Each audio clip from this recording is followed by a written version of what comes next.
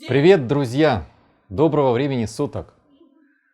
Уже третьи сутки я делал этот долбанный обзор своего оборудования, с которым я работаю. Старался делать видео максимально коротким, но оно ни хрена не получается коротким. В общем, смотрите, что получилось. Начну с того, что у меня всегда было две камеры, с которыми я работал. На данный момент это Sony A7S II и Sony A6500. Исходя из потребностей этого долбанного рынка, приходится периодически обновляться. И на замену ранее вполне устраиваемых меня камер Canon, я какой-то непонятной чертовой матери перешел на эти долбанные Sony. Скажу честно, они меня вообще не удовлетворяют ни по каким параметрам. Единственное, что они снимают видео в 4К. Так как я занимаюсь стоками, и мне просто пришлось купить их, чтобы как-то не отстать от стока рынка. В перспективе я планирую поменять их на более гибкий по функционалу Blackmagic.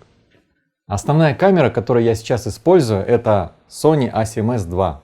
Минимальная цена сейчас на эту камеру составляет 620 тысяч.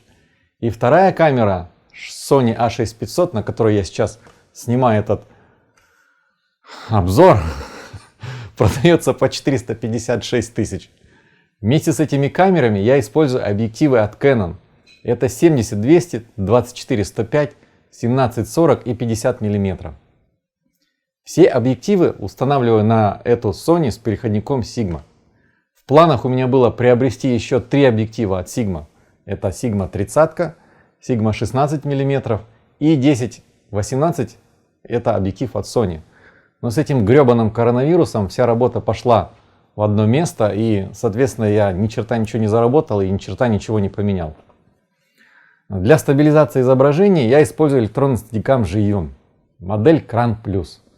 До этого у меня было много других моделей, и Ronin, и Zhiyun Crane там Plus, 2 и 3, но выбор я остановил именно на этом, так как он легкий, компактный, недорогой. Технически, конечно, устаревшая модель, но со своей задачей он вполне справляется.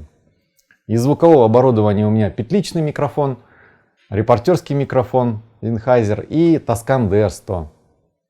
Также я использую тяжелые и неудобные моноподы Manfrotto. Для аэросъемки использую дрон DJI Phantom 4 Advanced. Я подумал о его замене на более профессиональный аппарат, но в связи с этой гребаной пандемией и глухом застое в сфере нашей этой долбанной работы, пока эта идея для меня не актуальна. Последней моей крупной покупкой стал объектив Laowa 24 Macro. Обошелся он мне в $1600. Заказывал я его в магазине BH Photo Video в Нью-Йорке. Ждал по предзаказу почти месяц. А еще после получения в Казахстан заплатил нашей бедной стране таможенную пошлину 300 евро. Немного заострю внимание на этом объективе. Я, когда его приобрел, взял в руки и подумал, все, сейчас я начну снимать шедевры. Но, как оказалось, до шедевров еще очень-очень далеко. Объектив имеет много особенностей, и работать с ним не так просто, как казалось в самом начале. Дело в том, что интересные кадры с видео на него получаются только в движении. И проблема заключалась в том, что при малейшей тряске при съемке финальное видео так трясло, что его можно было сразу отправлять в брак. Это потянуло за собой дополнительные расходы.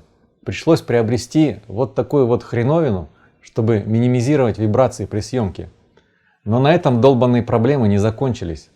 Объектив не имеет автофокуса, и опять-таки при съемке в движении фокус постоянно уплывал, снова отправляя большую часть отснятого материала в корзину.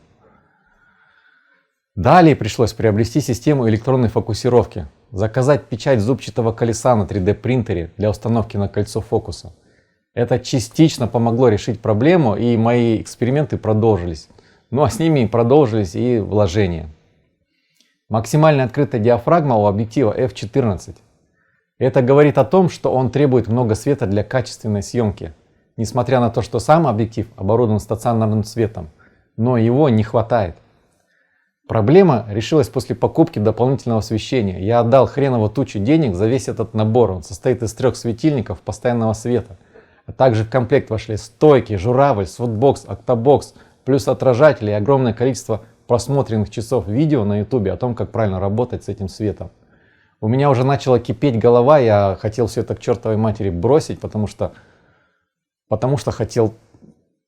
мне все это надоело. Скажу еще, что при съемке этим объективом любая микропыль на матрице камеры очень заметна на финальном видео. Поэтому приходится постоянно его чистить, продувать, прочищать, протирать эту матрицу. В общем, все эти манипуляции и вложения позволили добиться более-менее качественного результата в работе с этим объективом. Я уже было хотел озариться на дорогой электронный слайдер, но, честно, сейчас эта идея совсем не актуальна.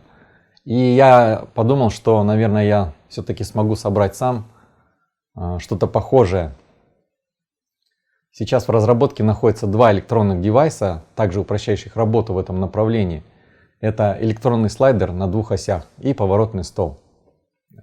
Все проекты, они будут собраны на базе Arduino, и в процессе съемки я хочу также сделать небольшие обзоры, показать, как я это сделал. Если вам, конечно, будет интересно, вы можете подписаться на мой канал, на мой Instagram. Я по возможности постараюсь выкладывать все самое интересное, что происходит со мной в моей работе. Ну вот, собственно, весь обзор. Получилось хорошо или плохо, я оценю по количеству просмотров и по количеству поставленных вами вот таких вот или вот таких вот значочков. Всем спасибо, что вытерпели меня какой-то промежуток времени. Всем пока.